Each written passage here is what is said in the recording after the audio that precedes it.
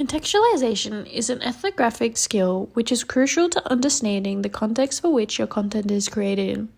To achieve an effective contextual analysis, it is important to deep dive into the nuances of the platforms being used and the broader environment that the media niche operates in.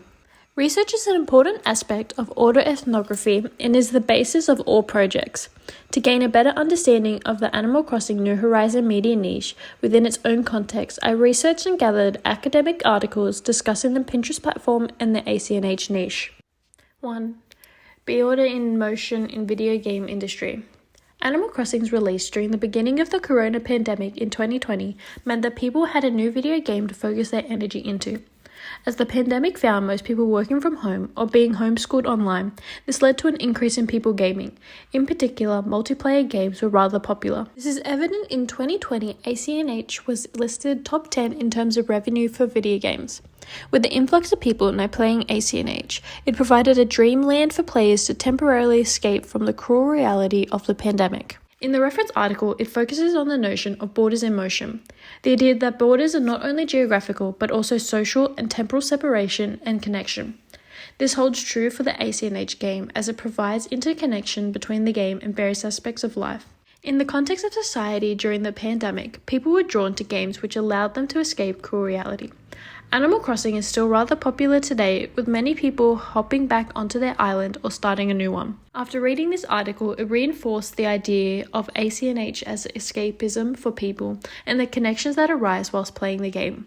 The ideas provided in the article relate to my own digital artifact, and it is the focus of important aspects that I strive for my work to encompass. For example, connection and entertainment. 2. Could Nintendo's Animal Crossing be a tool for conservation messaging? One of the biggest surprises to come out of the 2020 ACNH release was the target demographic. The ACNH video game's primary target demographic during 2020 were people in their 20s and 30s. This was rather surprising as at the time the game was targeted towards children and teenagers. It still seems to be the case today, as whilst observing the ACNH niche, specifically on Instagram, I noticed that a lot of accounts were run by mothers and other people in their 20s to 30s. The article refers to the game being unlike many other video games, as there is no definite way to win and has been praised for its positivity, escapism, and measurable benefits to mental health.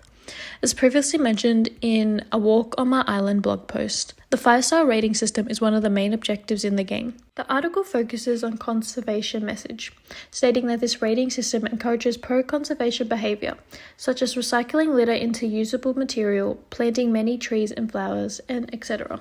Despite their approach to include conservation methods within the game, ACNH developers have received some backlash for encouraging the collection of threatened species. The NPC demographic is also skewed heavily to vertebrates and mammal species, which reinforces the notion that people are more likely to care about charismatic megafauna such as lions, bears, deers, and other mammals, rather than taxa such as beetles, which have the potential to be equally endangered or crucial for the ecosystem. 3. Pinterest, a unicorn among social media. The article looks into the structure and format of the Pinterest platform.